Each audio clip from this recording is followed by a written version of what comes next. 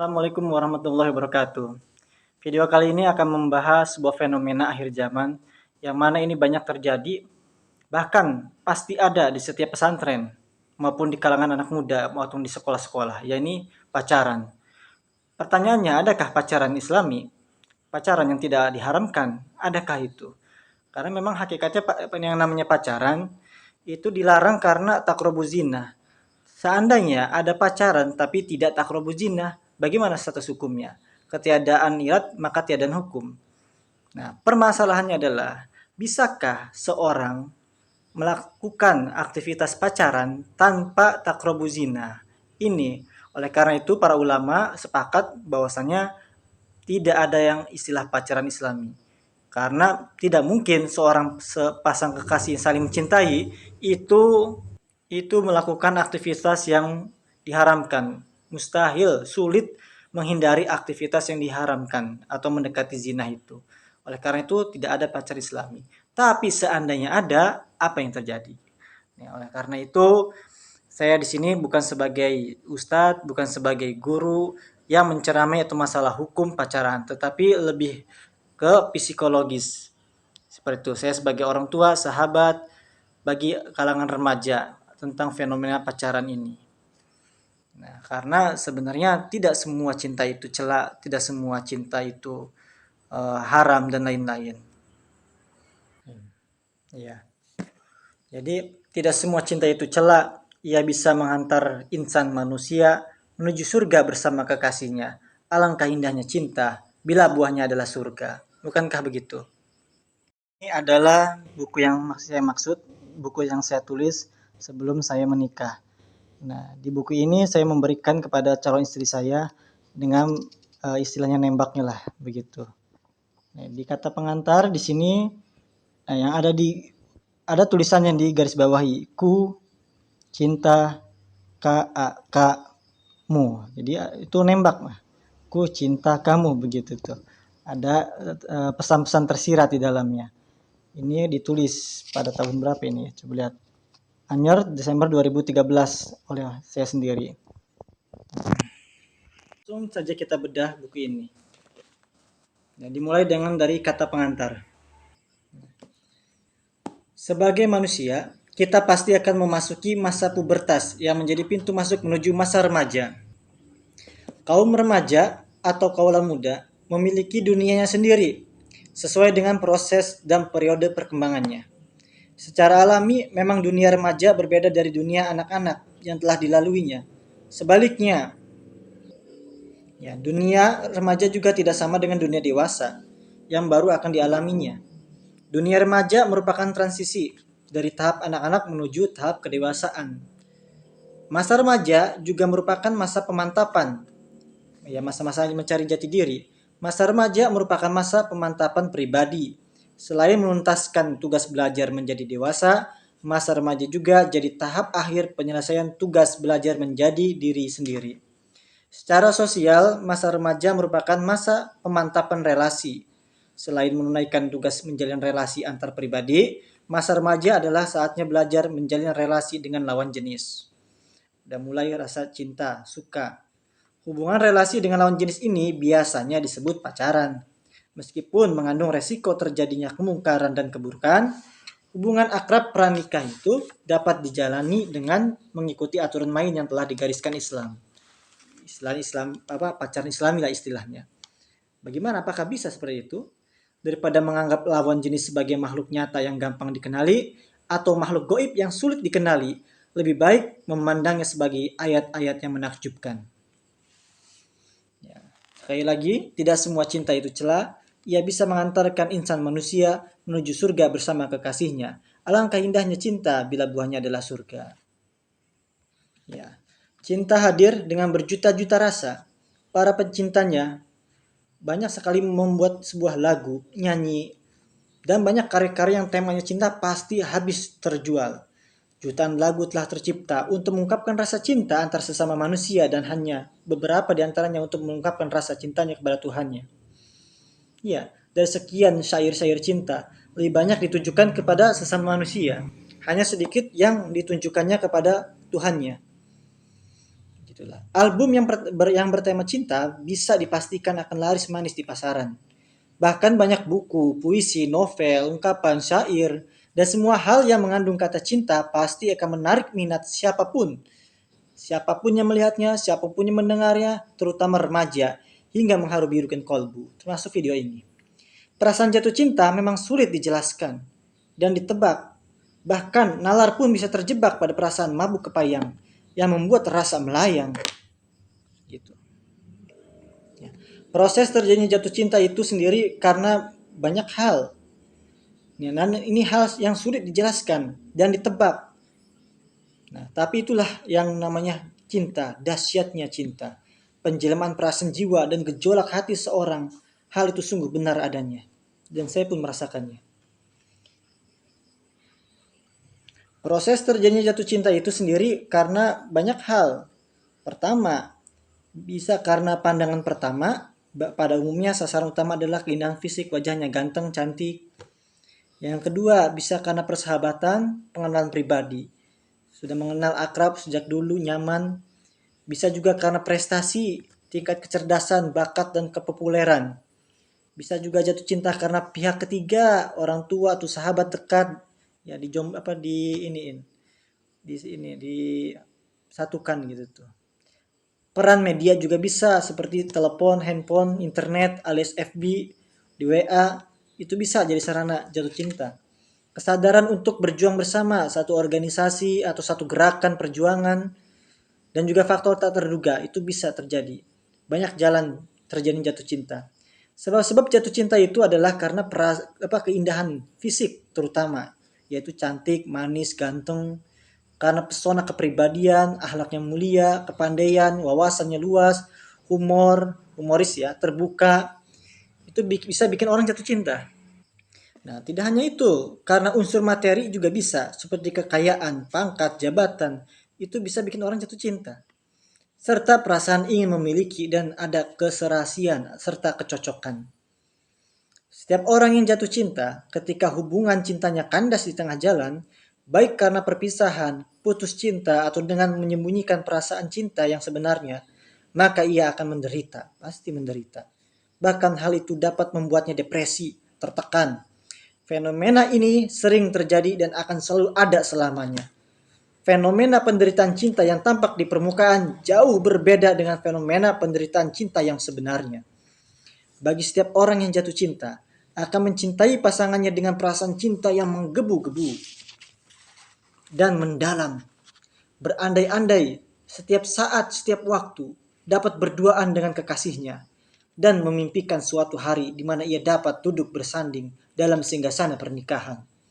Fenomena yang dialami setiap pemuda-pemudi zaman sekarang di seluruh dunia, bukan hanya di Indonesia. Cinta adalah persoalan hakiki manusia. Dengan cinta, manusia bisa takwa, bisa romantis, bisa juga brutal. Karena itulah cinta perlu ditata agar berjalan di jalur ilahi yang membuahkan kedamaian di dunia juga di akhirat. Dunia bukan pelabuhan terakhir berjalannya cinta.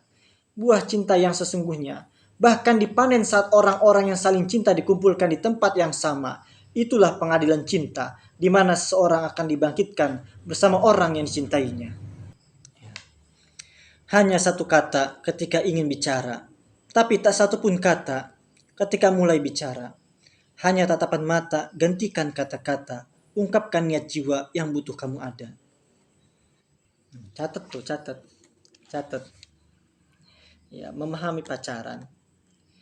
Biasanya di awal-awal orang yang mau memulai, biasanya dia ada pertanyaan. Dia suka aku nggak ya? Gitu. Kalau kamu lagi susah hati dan repot sama pertanyaan itu, biasanya itu berarti kamu lagi kasmaran berat. Kasmaran. Kok bisa? Ya bisa, karena pertanyaan itu biasanya muncul kalau kamu pengen banget tahu apa yang dirasain si dia tentang kamu. Nah, keinginan itu biasanya didorong oleh harapan bahwa si dia juga merasakan hal yang sama, yaitu naksir sama kamu. Seperti kamu naksir sama dia. Jadi pertanyaan itu nggak usah dipikirin lagi, dirasakan bagaimana sikap dan tanggapan dia ke kamu. Aku merasa nggak romantis, ini juga masalah dalam urusan relasi pacaran. Aduh, pacar kok nggak romantis, nggak banget kan? Jadi emang wajar, ya wajar. Kalau kamu yang ngerasa sebagai orang yang gak romantis, makin minder ngadepin lawan jenis. Apalagi kalau ngadepin dia, udah dasarnya ngerasa gak romantis, ketambahan grogi, dan seneng berlebih logi. Akhirnya tiap kali ketemu boro-boro mau ngobrol, gak pipis di celana aja udah syukur. Nah, tapi tampil apa adanya atau seperti yang dia mau, pilih. Silakan pilih. Tampil apa adanya atau seperti yang dia mau. Coba kita cermati satu-satu. Gimana kalau kamu tampil apa adanya? Gimana kalau kamu coba tampil seperti yang dia mau? Kalau kamu tampil seperti yang dia mau, maka dia akan lebih terbuka menerima kehadiran kamu dalam kehidupannya. Kamu bakal lebih sedikit ngalamin penolakan dan bakal lebih gampang mendekatinya. Kamu bakal lebih banyak dapat kesempatan bergaul sama dia dan karenanya kamu bakal lebih banyak dapetin kesempatan berada di dekatnya. Tapi resikonya kamu juga siap ngadepin nggak asiknya. Kenapa? Yang mungkin bisa terjadi adalah dia jadi merasa berkuasa atas kamu. Merasa boleh saja ngelakuin apapun terhadap kamu. Dia bisa minta kamu pergi ketika dia lagi nggak pengen. Dan dia bisa suatu waktu minta kamu datang nemenin dia. Pasti dia lagi sendirian kesepian karena nggak ada teman. Minta kamu datang. Dia bakal sulit dipeduli sama kepentinganmu. Termasuk sama kesukaan atau kebutuhanmu. Karena kita tampil seperti apa yang dia mau. Bukan tampil apa adanya. Kalau kamu tampil apa adanya, ya kira-kira akan terjadi sebaliknya. Acara PDKT-mu mungkin jadi nggak kerasa asik. Sulit. Karena sulit menembus kehidupannya. Kamu bisa jadi susah dapat kesempatan deket sama dia karena tampilanmu ya yang nggak membuat hatinya tergugah buat ngedeketin kamu. Tapi kalau kamu tampil apa adanya, jelas kamu akan merasa merdeka. Kamu lebih leluasa, bebas dari belenggu penjajahan. Yang sangat mungkin bakal kamu alamin kalau kamu pilih tampil seperti apa yang dia mau. Intinya harus saling memahami. Kenapa? Misalkan setelah terjadi sudah berpacaran misalkan, selalu selingkuh. Kalau kamu tanya kenapa dia selingkuh, maka dia bisa jelasin apa aja supaya kamu ngerti kenapa dia melakukan itu. Berbagai beribu alasan akan dia ungkapkan. Termasuk bahwa dia nggak dari awal berniat seperti itu. Kejadian itu gara-gara dia lepas kendali, itulah alasannya. Lalu dia bisa berusaha menyakitkan kamu, bahwa dia nggak akan mengulanginya lagi. Tapi apapun yang ditampilin, nggak akan mampu mempengaruhi kamu. Kalau sebetulnya kamu udah mutusin dalam hati untuk nggak percaya sama dia, tampilannya kita mungkin menangis atau marah. Berapapun alasannya yang dia ungkapkan, kamu tidak akan pernah percaya karena kamu udah nggak percaya. Dengan demikian, nggak ada perlunya kamu melakukan upaya untuk mencari tahu kenapa dia selingkuh. Apapun alasannya, apapun penyebabnya, faktanya adalah dia selingkuh. Selanjutnya, walau kamu emang nggak perlu tahu kenapa dia selingkuh, tapi kamu sangat boleh berduka. Kamu boleh nangis. Silahkan kamu mau nangis sekuat-kuatnya, mau marah silahkan. Kamu mau berpikir untuk nggak pacaran sama siapapun lagi boleh. Kamu bisa ngerasa lega melangkah maju ke depannya. Nah itu yang disebut patah hati. Waktu terus bergulir. Tak peduli kesiapanmu. Tak perlu kesigapanmu. Kalau waktunya tiba, tak ada yang bisa menolak. Tak ada yang bisa menghindar. Andai tak ada rasa. Andai tak ada hati. Andai bukan hari ini. Ya itulah patah hati. Ya begitulah rasanya kalau kamu patah hati. Rasa cinta bikin kamu gak rela melepas. Tapi kenyataan gak bisa dikendaliin oleh sang cinta. Sakit yang berjuta rasanya serasa bikin kamu gak mau lagi ngelanjutin langkah. Dan memilih berhenti demi ngejagain supaya kamu gak juga kehilangan cinta. Namun, masa berduka gak mungkin terelakkan. Dan susah hati gak bisa dipendam dalam-dalam. Apa salahku? Diputusin ketika kamu masih pencinta. Gak akan bisa kebayang rasa berdukanya. Sering, kalau kamu patah hati, karena pacar milih putus, ogah ngomong ada masalah apa sehingga dia milih putus, kamu lalu menyangkut pada pertanyaan seperti itu, yaitu apa salahku? Apa salahku? Di mana salahku? Kenapa kamu mutusin aku? Ya, ini adalah momok pertanyaannya. Jadi pertanyaan yang seolah tak terjawab bikin kamu salah tingkah, apalagi kalau kamu masih punya banyak cinta buat si pacar. Kamu nggak perlu cari tahu apa salahmu sehingga relasi ini bubar. Nggak penting. Buang-buang energi aja, sia-sia. Nggak usah kamu mikirin apa salahku. Kalau dia minta putus, tidak perlu kita Kenapa? Kenapa tidak perlu? Karena apa? Karena kesanggupan semua pihak buat saling dukung. Jadi bukan karena ada yang bikin salah atau enggak, bukan karena ada pihak yang bikin bete atau enggak, bukan juga karena soal hilang feeling. Aku juga sering bahkan setiap menjalin relasi selalu diputusin dengan enggak jelas lah. Nah ini soal rasa, bukan pikiran logika. Ketika kamu setuju jadian sama pacarmu yang sekarang ini, emang mestinya kamu betul-betul setuju sepenuh hati. Bukan cuma setuju di mulut atau setuju seperti pedagang dengan pembeli yang gak pakai hati. Ini kan relasi. Jadi yang wajib pakai hati, harus wajib pakai hati. Kalau pacaran gak pakai hati, emangnya prostitusi, betul kan? Walau dalam prakteknya, dan boleh aja dilakuin selama kesepakatan, emang begitu. Tapi pacaran model gitu biasanya gak bakal lama. Dan tujuannya bukan untuk jangka panjang, alias tidak menuju pernikahan. Kalau pacarnya tidak pakai hati. Nah, itu adalah nasihat ataupun secara psikologis.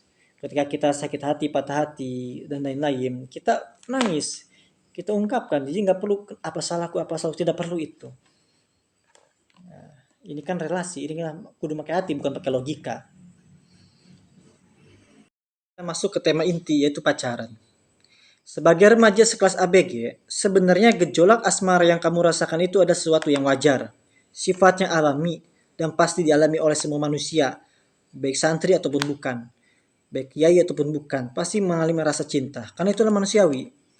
Ketika menginjak usia remaja, maka bila kamu juga mengalaminya, itu menunjukkan bahwa kamu adalah remaja yang normal. Kalau nggak jatuh cinta, nggak suka, berarti nggak normal itu.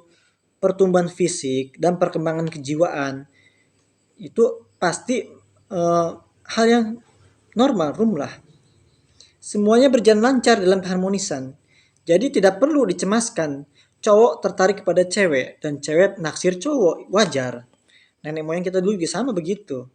Makanya sampai sekarang ada keturunannya. Kalau dulu begitu kenapa sekarang dilarang? Seperti itu. Itu cinta, itu fitrah. Melarang sih tidak ya, cuman ada cumanya nih. Mewanti-wanti agar tidak kebablasan. Ini maksudnya. Sesungguhnya, dorongan seksual termasuk dorongan biologis, sama halnya dengan dorongan makan dan minum.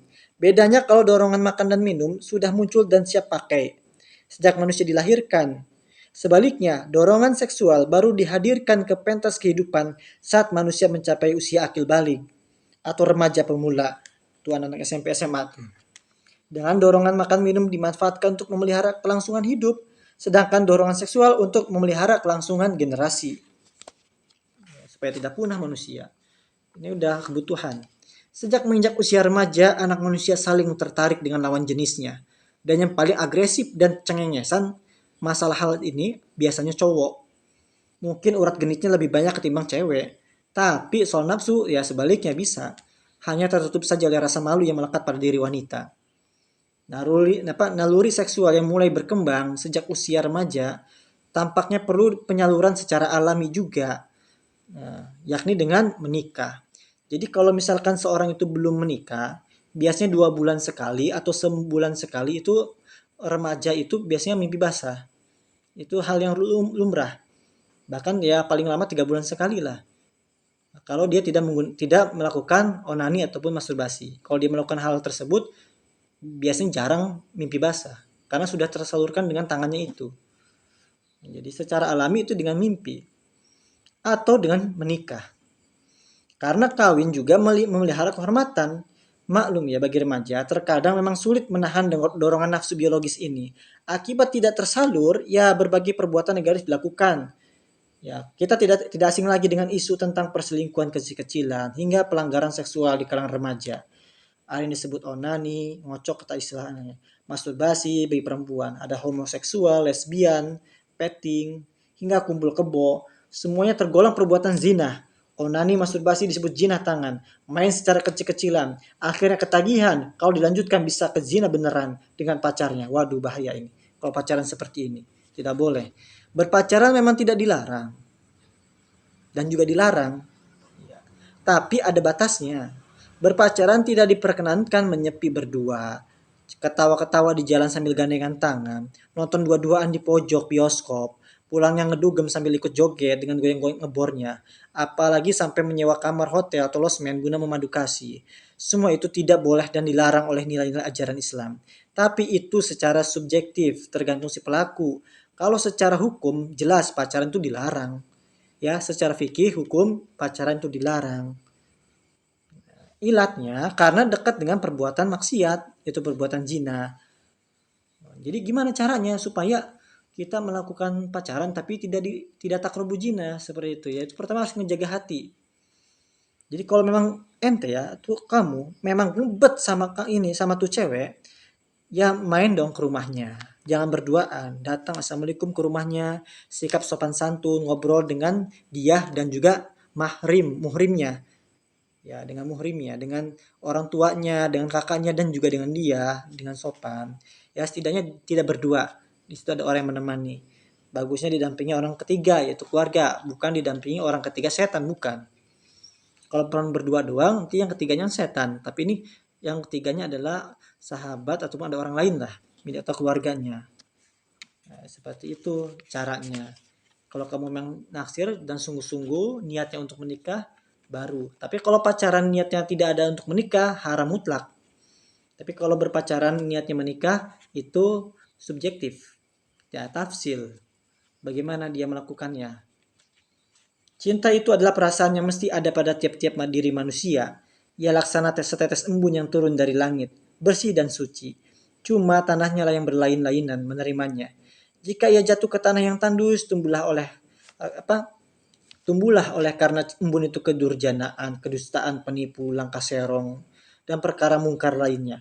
Tetapi jika ia jatuh kepada tanah yang subur, di sana akan tumbuh kesucian hati, keikhlasan, setia budi pekerti yang tinggi dan lain perangai yang terpuji. Tergantung cinta itu jatuh pada hati yang seperti apa. Kalau hatimu buruk, jelek, maka akan timbul yang sesuatu yang jelek juga. Tapi kalau hatimu bersih, maka itu pun timbul sesuatu yang bersih juga. Kita pernah dengar antara yang ahli surga gara-gara pacaran seperti itu misalkan. Atau kisah seorang santri yang begitu memendam rasa cintanya terhadap anak yainya sampai dia wafat dalam keadaan menderita karena cinta. Dia termasuk syahid begitu. Karena begitu menjaganya.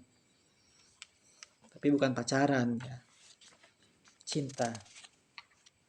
Jadi penutup, saya akan sekilas penutupannya. Waktu saya kuliah dulu, di kampusku dilihat dari golongan dan sifatnya. Secara garis besar terdapat 3 golongan. Golongan pertama, anak-anak yang alim yang kerjanya di masjid dan di perpus. Golongan kedua, anak-anak yang biasa aja, rajin di masjid namun juga suka gaul. Beberapa orang perokok berat. Golongan ketiga, anak-anak biang onar, suka bolos, lebih suka nongkrong di lobi atau serambi kampus, ngerokok, bahkan dia suka mabok. Di kampus gue juga ada yang kupu-kupu, kuliah pulang. Ada yang kura-kura, kuliah rapat. Dan kunang-kunang, kuliah ngaji. Serta kombinasi dari itu semua. Pakaian tak menjamin ciri golongan tersebut. Aku bersyukur bisa bergaul dengan mereka semua, melihat kehidupan dari berbagai sisi yang berbeda. Meski kadang harus menulikan telinga kalau salah satu golongan mulai menjelekkan golongan yang lain. Dan aku pikir kenapa sih mesti takut bergaul dengan mereka semua? Asal kita kasih tahu mereka prinsip kita gimana. Mereka akan menghormati dan gak akan menyinggung prinsip kita. Tanggapan mereka tergantung pada sikap kita menghadapi mereka. Jadi bergaullah kepada siapapun. Cinta sejati hanya bisa terjadi setelah melalui perhubungan yang mendalam dan pengalaman yang panjang. Yang memungkinkan kedua belah pihak untuk dapat menegakkan cinta ini dan mengembangkannya. Kalau tidak begitu, maka yang terjadi hanya sekedar ketertarikan belaka terhadap unsur-unsur lahiriah yang tampak memukau. Itu jadi hanya naksir. Jadi cinta dengan naksir itu berbeda. Kalau namanya cinta itu secara hakiki itu itu terjadi hanya dalam pernikahan. Hanya dalam pernikahan. Kalau cinta yang masih dalam pacaran itu bukan cinta, belum tahap cinta, hanya naksir atau hanya cinta-cinta masih cetek lah. Di pergaulan bebas, kita tidak hanya cukup menolak dan mencela pergaulan bebas yang telah menghinggapi masyarakat kita. Perlu kita pahami, kehidupan ini senantiasa dihadapkan pada berbagai tuntutan, sampai batas-batas tertentu. Kehidupan modern mengharuskan kaum wanita ikut serta dalam berbagai aktivitas sosial dan bertemu dengan kaum laki-laki. Jika mereka yang merasa bertanggung jawab atas agama Allah tidak turun ke lapangan, ini para ulama, para kiai hanya diam aja, tidak memberikan alternatif yang tepat atau contoh yang baik untuk ditiru oleh setiap remaja yang menginginkan keutamaan, maka kemenangan berada di pihak arus kebudayaan barat yang melanda dengan kesestaannya. Jadi seharusnya ini alternatifnya apa? Karena percuma. Udah sering kita mendengar ustadz-ustadz kiai-kiai kita mengharamkan pacaran-pacaran, tapi faktanya di lapangan santri bahkan ustadznya sendiri pacaran. Jadi apa alternatif yang harus dilakukan? Jadi jangan sekali lagi ngomong, ini haram-haram, tapi dengan pendekatan psikologis atau pendekatan dari hati ke hati. Jangan lagi halal haram, jangan seperti fikih hitam putih. Kalau masalah hukum ya jelas haram. Tapi para ulama, para ustadz ini untuk merangkul mereka, para remaja, jangan langsung ditahdir, ditakuti segala macam. Tetapi kita datang sebagai sahabat. Jadi ketika dia pacaran jangan dicela dulu. Oh, kamu cinta sama ini, pacaran sama ini ya gini. Kita ajak dia diskusi, kita ikuti alurnya, tetapi sedikit kita ajak kebaikan. Iya, nanti mah jangan sering-sering pegangan ya, pelan-pelan. Jadi sedikit-sedikit pelan-pelan, bertahap. Nah, jadi harus cari alternatif yang konkret dan nyata, jangan seperti saklek. Seperti ulama-ulama kita yang dahulu kalah begitu, yang saklek misalkan. Karena udah zaman sudah berbeda. Jadi ini melihat realita ya, bukan hanya di teori. Pacaran diharam di pesantren, hampir semua pesantren itu pasti 90% pada pacaran seperti itu santri-santrinya. Oleh karena itu para ulama, para kiai harus mencari alternatif gimana pendekatannya, yaitu dari hati ke hati. Sekian dari saya. Wassalamualaikum warahmatullahi wabarakatuh.